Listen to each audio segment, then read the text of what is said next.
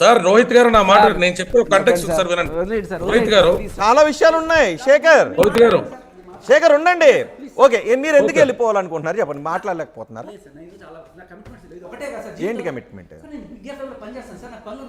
మీరు వాస్తవాలను తెలిసే సమయంలో అంటే అవాస్తవాలా వన్ సైడే వెళ్తుంది, మీరు మాట్లాడలేకపోతున్నారా శేఖర్?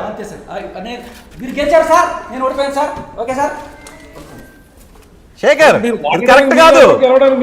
సరే రండి శేఖర్. మీరెవరు, గెలవడానికి మీరెవరు? శేఖర్ భాష ఇలాంటి ఉన్మాదుల్ని రండి, 5 నిమిషాల సమయం మనం టైం వేస్ట్ శేఖర్ భాష అతను ఒక మానసిక ఉన్మాదండి. శేఖర్ భాష దీనికి మీరు ఆన్సర్ చెప్పాలి. శేఖర్ భాష ఇదిగో ఈ ఎవిడెన్స్ ఉంది. శేఖర్ భాష స్టూడియోలో పారిపోతున్నారా మీరు? శేఖర్ భాష మళ్ళీ దమ్ముందా అని అడిగారు. దమ్ములేని శేఖర్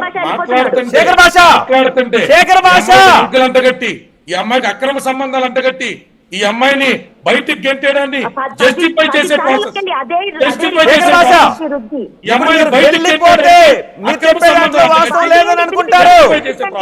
అదే శేఖర్ భాషని నిజంగా ఏ ఛానల్ వాళ్ళు ఎంకరేజ్ చేసినా సరే నేను అసలు ఊరుకోను.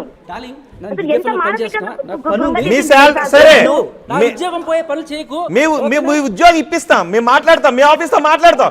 శేఖర్ భాష మీరు పారిపోతున్నారా? శేఖర్ భాష ఇదిగో ఇదేంటి? శేఖర్ భాష వచ్చి మాట్లాడేవాడు ఉద్యోగం ఎలా పోతుంది? పారిపోతుంది శేఖర్ భాష.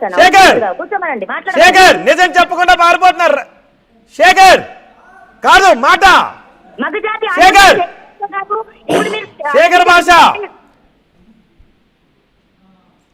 శేఖర్ భాష shameless man. Lavanya control yourself. Sir నన్ను ఎన్ని బూతులు మాట్లాడాడు సార్ అసలు. ఇప్పుడు మీడియా ఉన్నది, వాస్తవాలు ప్రజలకు అర్థమవుతున్నాయి.